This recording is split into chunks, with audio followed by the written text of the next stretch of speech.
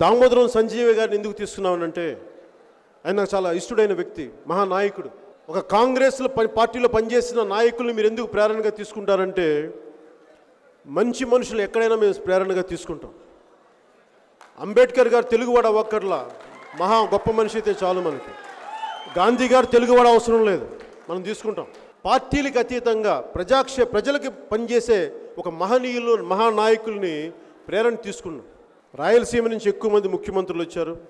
2 సంవత్సరాల కంటే తక్కువ కాలంలో పనిచేసిన ఒక ముఖ్యమంత్రి ఈ రోజున వృద్ధాప్యుల పింఛన్ పథకం కానీ, కార్మికులకి అండగా నిలబడే విధానాలు కానీ, తెలుగు భాష అధికార భాషగా ఉండాలన్న ఆలోచన కానీ, ఇరిగేషన్ ప్రాజెక్ట్స్ కానీ, 1 కాదు 2 కాదు అనేకం చేసిన మహనీయుడైన దామోదరం సంజీవయ్య గారు. కార్మికుల్ని ఎంత అండగా నిలబడ్డారంటే, ఆయన్ని బోనస్ సంజీవయ్య అనేవాళ్ళని వారిని సెంట్రల్ మినిస్టర్గా ఉన్నప్పుడు.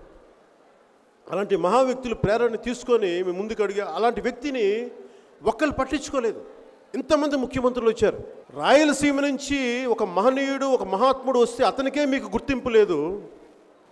మీరు కర్నూలులో రాజధాని చేస్తామంటే మేము నమ్ముతామా? మేము ఒక చిన్న స్మారక భవనం కట్టించలేరు మీరు దామోదరం సంజీవ్ గారికి కర్నూలు జిల్లాలో. మీరా మాట్లాడతారు రాయలసీమ గురించి, మీరా మాట్లాడతారు ఉత్తరాంధ్ర గురించి, మీరా మాట్లాడతారు కోస్తాంధ్ర అభివృద్ధి గురించి. మీరు దీన్ని ఆమె నమ్ముతాం. ఒకటే మాట మాట్లాడాలి, అమరావతి రాజధాని అని చెప్పినప్పుడు నీకు ఉత్తరాంధ్రలో మద్దతు పోద్ది, రాయలసీమలో మద్దతు పోద్ది అంటే నేను అడిగా, ఎందుకు మద్దతు పోద్ది? మీలాగా మాటలు చెప్పి కనికట్టు చేసి మోసం చేసే వాళ్ళం కాదు. ఒక మాట చెప్పామా నిలబడి తీరుతాం,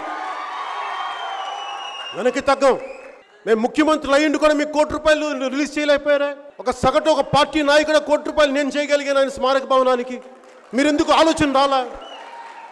డబ్బులు లేక కాదు, డబ్బులు ఉన్నాయి, మనసు లేదు.